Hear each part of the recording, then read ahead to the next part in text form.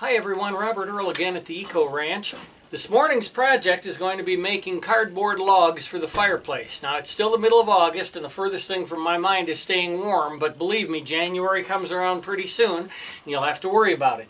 So, I have got everything I need to make cardboard logs, but let me give you just a quick insight into cardboard logs or paper bricks or newspaper logs, any of that stuff. Newspaper logs, I guess you can roll them up and maybe they work, maybe they don't. I've not had real good luck. I always end up with a bunch of unburned paper in the fireplace no matter what I do. But you do this not for economy. You do this for ecology. And what do I mean by that? Well, I mean, you do this because you want to take something that's going to otherwise end up in the landfill and make it do something for you.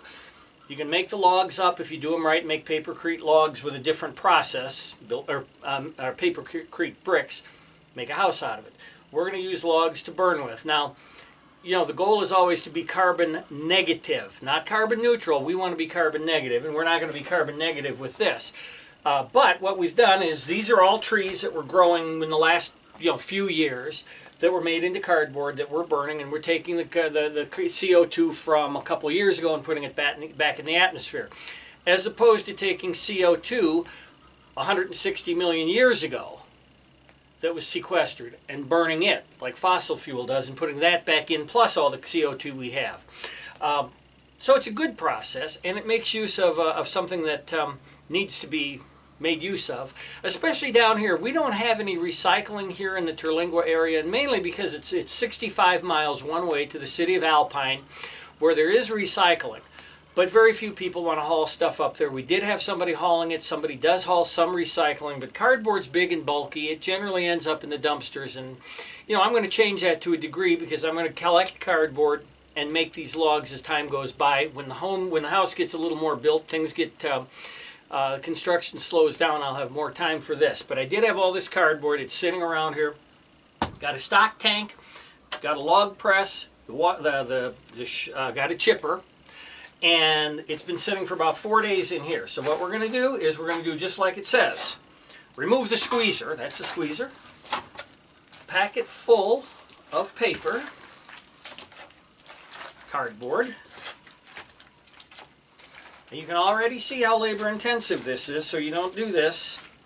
It's a lot easier to go out and collect firewood than it is to do this, but that's not why we do this.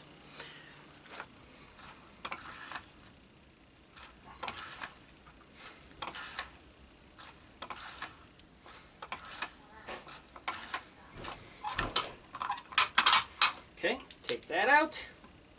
Now let's see if this will come out a little easier now that I know what it's supposed to do. There we go. Did you get it? That was Debbie saying, did I get it? And yes, I did get it. And there's a second brick.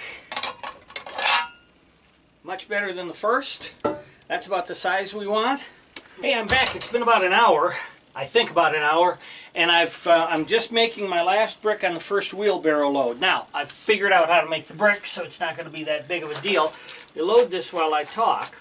I was trying to put too much in. Of course, probably everybody was in there screaming at the camera saying, "Hey, you're putting too much in." Well, I did.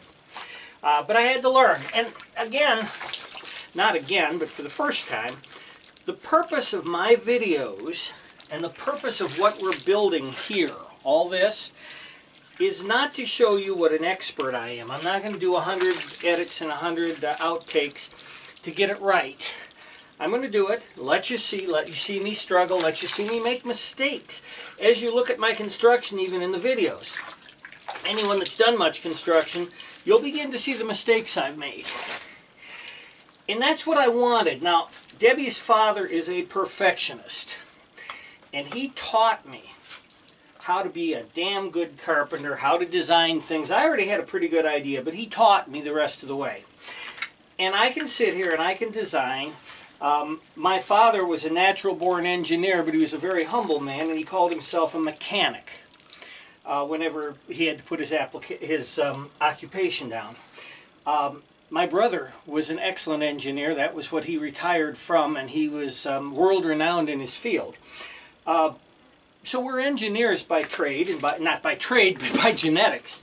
And we we can design, we can build, and we can make it look pretty. And then you can look at it and say, well, I can't do that. I'm not going to do it. It's not what I want. I want you to do it. I want you to make the mistakes. I want part of it to look like shit. And when you build everything and you've got 20 things in there that look like shit, all of a sudden it doesn't look like shit. It's got character. Well, this place has character, and so will yours. Jump in and do it. The best way to avoid making a mistake in life, I learned this early on. The best way to avoid making a mistake, the best way to avoid embarrassing yourself, is to not do a thing. Now, do you want that, or do you want to enjoy life? I'm having fun. I'm having a field day. I'm making mistakes. I'm learning the hard way. But you notice I pulled this brick right out. It's a nice brick. Now, I'll tell you though, I'm not real happy with the compression, and we're not going to know about that for a couple of weeks till we dry it up. So there'll be like a part 2 to this, where when we get these all dried, I'm going to take them over and put them on the drying rack. I'll show you that last. And I'm going to finish the rest of this, kind of do a cost analysis and tell you how much, if this was all the bricks I did, how much each brick cost me if I didn't do anything else. And you kind of take it from there, look at it, and see, is that something I want to do with my junk mail? I think for junk mail and packaging from like Amazon.com or eBay or something, I think it's kind of cool. Get yourself a cheap little shredder for, you can get them for 80, 90 bucks, chipper rather. And shred it up, soak it. The key is soaking. I can see that right now. The longer it soaks, the better it is. And feel like you're doing something important instead of throwing stuff in the landfill, unless you live in an area where you can recycle and do recycle your papers. But then what do you do with the glossies? Right in there. Make a brick. Put it in your fireplace. Don't have a fireplace? Put a chimney outside or build you a fireplace. Go on the DIY network and follow the Dean and Derek and Indoors Out and their other program. I can't remember what their other program was right now, but they'll show you how. Anyway,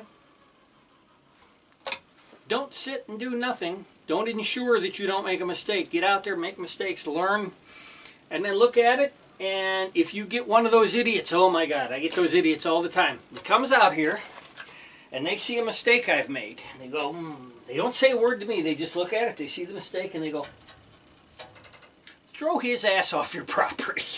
You don't need him around if he's going to do that. You get a guy that looks at it and he sees all the mistakes, but he sees all the successes and says, man, this is kind of cool. That's your new best friend. Okay, here we are at the drying rack, which is nothing more than some old lathing and some old hardware cloth laid across some boards. I've got some of them down here on a pallet. I've got 41, so that whole big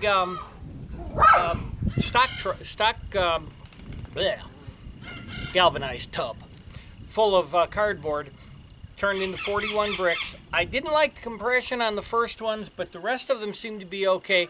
There is a lot of glue. That's why I was wearing gloves, because the glue has toxins in it, not the least of which is arsenic. So there is glue in these, and the glue hopefully will bind them together at least good enough that they'll burn, a lot better than cardboard. You can see my big, huge pile of firewood behind me. I'm still cutting and stacking it. It's not, it's firewood. There's some wood here, and most of that is for cooking with, smoking. But the rest of this is old pallet wood. We have somebody that we know that builds nursery boxes for plants out of old pallets. They use the flat boards on top, but they have no use for the big thick boards that they nail to. So I take those, cut them in half, and use them again, reusing, lowering the carbon footprint. Somebody else gets the firewood, or nobody gets the firewood. So we'll see what kind of firewood this makes. It'll be about 2 weeks before they're dry completely, and we'll light one or two, and we'll see what they're like. And if it works, then we'll start collecting cardboard and making more of them. It was a lot of work, I'll tell you that. So until next time, thank you for watching.